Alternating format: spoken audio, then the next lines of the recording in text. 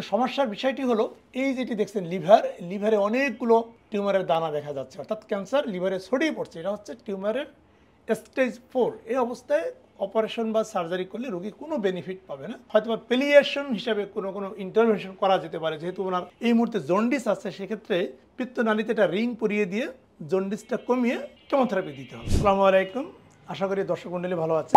আজকে খুবই গুরুত্বপূর্ণ একটা মেসেজ আপনাদের সাথে শেয়ার করতে চাই। সেটি হলো, যে কোনো বয়সী ক্ষুধামন্দা অবশ্যই গুরুত্বপূর্ণ, তবে বয়স যদি 40-এর উপরে হয়, এই অবস্থায় যদি ক্ষুধামন্দা দেখা দেয়, ডেফিনেটলি যখনই ক্ষুধামন্দা দেখা দিবে সে কম খাবে, কম খেলে ওজনও কিছুটা কমবে। অনেক সময় ওজন কমা শুরু করলে সেটা ভিজিবল হতে একটু সময় লাগে, বাট ক্ষুধামন্দা বা খেতে ইচ্ছে করে না, এটা কিন্তু খুব প্রথম সময় অনুভব করা যায়। আমাদের ক্ষুধামন্দার অনেকগুলো কারণের মধ্যে সবচেয়ে এল্ডারলি বয়সে ক্ষুধামন্দার মেইন যে কারণ, সেটি হচ্ছে যে কোনো অর্গান থেকে একটি ক্যান্সার উৎপত্তি হওয়া। আজকে যে বিষয়টি নিয়ে বলবো সেটি হলো প্যানক্রিয়াসের ক্যান্সার বা অগ্নাশয়। এটি মানবদেহের পেটের উপরিভাগের পিঠের দিকে থাকে। আমরা যদি একটু দেখাই, যেটা বলছিলাম প্যানক্রিয়াস, এটা হলো পাকস্থলী ঠিক পিছনের দিকে থাকে। তো এই প্যানক্রিয়াস যেহেতু পিঠের দিকে থাকে, যেটা হয় প্যানক্রিয়াসে যখন কোনো ম্যালিগনেন্সি বা টিউমার বা ক্যান্সার হয়, রোগীদের পেটের সামনের দিকেও যেমন ব্যথা হয়, পিঠের দিকেও ব্যথা যায়। আমরা অনেক সময় যেটা করি, যখন ব্যথা অনুভূত হয়, কোনো একটা ফার্মেসিতে গিয়ে ব্যথানাশক ঔষধ খেয়ে ব্যথাটা কমিয়ে রাখার চেষ্টা করি, কিন্তু বেশিরভাগ ক্ষেত্রেই দেখা যায় পরবর্তীতে যখন আরও পরীক্ষা নিরীক্ষা করে শনাক্ত করা হয়, দেখা যায় যে প্যানক্রিয়াস থেকে ক্যান্সারের উৎপত্তি ঘটেছে এবং সময়ের সাথে সাথে সেটি একটি অ্যাডভান্স লেভেলে চলে গেছে। আপনারা জানেন যে অ্যাপলসের যে প্রতিষ্ঠাতা স্টিভ জবস, ওনারাও কিন্তু প্যানক্রিয়াসে ক্যান্সার হয়েছিল এবং আলটিমেটলি খুবই অল্প বয়সে ওনাকে দুনিয়া ত্যাগ করতে হয়েছে এই প্যানক্রিয়াসের ক্যান্সার দিয়ে। আমরা নিয়মিত এই ধরনের রোগী পাই যাদের তেমন বড় কোনো সমস্যা না, শুধু একটু ক্ষুধামন্দা এবং পেটের সামনের দিকে বা পিঠের দিকে একটু ব্যথা। এই অবস্থায় ওনারা ফার্মেসিতে গিয়ে বিভিন্ন ধরনের ব্যথানাশক ঔষধ খান, অনেক সময় অর্থোপেডিক্সের ডাক্তারদের দেখিয়ে মাস্কুলোস্কেলেটাল পেইন মনে করে বা বোনস বা হাড্ডি বা জয়েন্টের পেইন মনে করে সেই ধরনের ঔষধ খান বা ফিজিওথেরাপি নেন।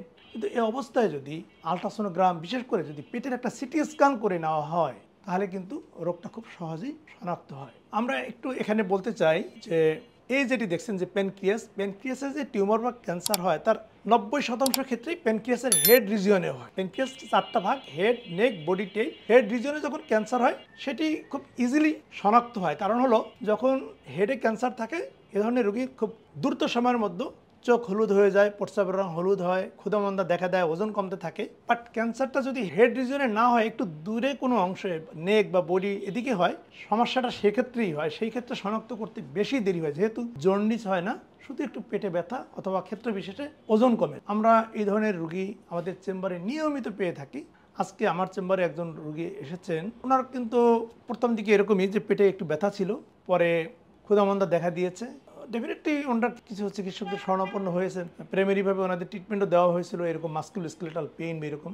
কিন্তু সিটি স্ক্যান করে যেটা দেখা গেল যে প্যানক্রিয়াসের নেক বরাবর একটা টিউমার বা ক্যান্সার। আপনারা জানেন যে কোনো ক্যান্সারের 4টি ধাপ থাকে, প্রথম ধাপ, দ্বিতীয় ধাপ, তৃতীয়, চতুর্থ। প্রথম এবং দ্বিতীয় ধাপটা খুবই সহজ, অর্থাৎ এই ধাপে যদি অপারেশন করিয়ে নেওয়া যায়, রোগী খুব অল্প সময়ের মধ্যেই সুস্থতা লাভ করে এবং ক্যান্সার কিওর হয়। কিন্তু যদি স্টেজ 3 বা 4-এ চলে যায়, সেক্ষেত্রে সার্জারি করলেও খুব বেশি লাভ হয়। স্টেজ 4 আমরা সেটাকে বলি, কোনো একটা অর্গান থেকে যখন ক্যান্সার উৎপত্তি হয় এবং সেই ক্যান্সার অন্য কোনো একটা অর্গানে যখন চলে যায়, সেটাকে আমরা বলি স্টেজ 4। উদাহরণস্বরূপ এই যে স্ট্রাকচারটা আপনারা দেখছেন, যদি এরকম হয় যে প্যানক্রিয়াস থেকে ক্যান্সার উৎপত্তি হয়ে লিভারে চলে গেল, অথবা পাকস্থলী থেকে ক্যান্সার উৎপত্তি হয়ে লিভারে চলে গেল, এই ক্যান্সারটা হলো স্টেজ 4। এই অবস্থায় অপারেশন করে রোগীর কোনো লাভ হয়। আপনাদেরকে একটু দেখাই, আজকে আমার চেম্বারে যিনি এসেছেন, যার কথা বলছিলাম, ওনার প্যানক্রিয়াসের নেক বরাবর আমরা একটা টিউমার বা ক্যান্সার দেখছি। তো সমস্যার বিষয়টি হলো এই যেটি দেখছেন লিভারে অনেকগুলো টিউমারের দানা দেখা যাচ্ছে, অর্থাৎ ক্যান্সার লিভারে ছড়িয়ে পড়ছে। এটা হচ্ছে টিউমারের স্টেজ 4। এই অবস্থায় অপারেশন বা সার্জারি করলে রোগী কোনো বেনিফিট পাবে না, হয়তো বা পেলিয়েশন হিসাবে কোনো ইন্টারভেনশন করা যেতে পারে। যেহেতু ওনার এই মুহূর্তে জন্ডিস আছে, সেক্ষেত্রে পিত্তনালীতে একটা রিং পরিয়ে দিয়ে জন্ডিসটা কমিয়ে কেমোথেরাপি দিতে হবে। সিটি স্ক্যান আপনাদেরকে যেটি দেখিয়েছিলাম, এই যে প্যানক্রিয়াসের এখানে তার একটা ম্যালিগনেন্সি বা ক্যান্সার আছে, সেটি এখন লিভারের বিভিন্ন জায়গায় ছড়িয়ে পড়ছে। আর ক্যান্সারটা বড় হতে হতে একেবারে পিত্তনালী পর্যন্ত চলে আসছে। সে কারণে পিত্তনালীটা এই মুহূর্তে ব্লক হয়ে গেছে। ব্লক হয়ে গেলে যেটি হয়, প্যানক্রিয়াসের হেডে ক্যান্সার হলে যে ঘটনাটি ঘটে সেটি ঘটে, অর্থাৎ পিত্তনালী থেকে যেহেতু পিত্তরসটা খাদ্যনালীতে আসে হলুদ রঙের পানি, সেটি যেহেতু টিউমারের কারণে আসতে পারছে না, সে কারণে পিত্তরসটা আবার ব্যাক করে লিভারে যায় এবং লিভারের চারদিকে যে রক্তনালী থাকে সেই রক্তনালীর ভিতরে পিত্তরস প্রবেশ করে শরীরের সমস্ত জায়গায় ছড়িয়ে পড়ে রোগীর রং হলুদ করে ফেলে, প্রস্রাব সরিষা তেলের মতো করে ফেলে। সুপ্রিয় দর্শক মণ্ডলী, এতক্ষণ যে মেসেজটি দেওয়ার চেষ্টা করলাম, ক্ষুধা মন্দাকে খুবই গুরুত্ব সহকারে নিতে হবে।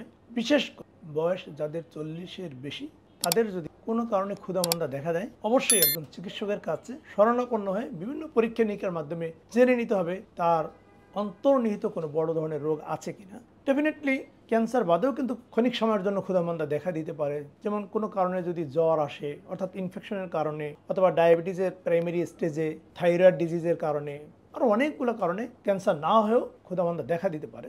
তবে যাদের বয়স 40-এর উপরে, তাদের যদি ক্ষুধামন্দা দেখা দেয়, ডেফিনেট আপনারা একজন স্পেশালাইজড চিকিৎসকের শরণাপন্ন হয়ে পুঙ্খানুপুঙ্খানুভাবে পরীক্ষা নিরীক্ষার মাধ্যমে শনাক্ত করিয়ে নেবেন তার এই ক্ষুধা মন্দার বা ক্ষুধা কমে যাওয়ার পিছনে কোনো বড় কারণ আছে। ভালো থাকুন, আল্লাহ হাফেজ।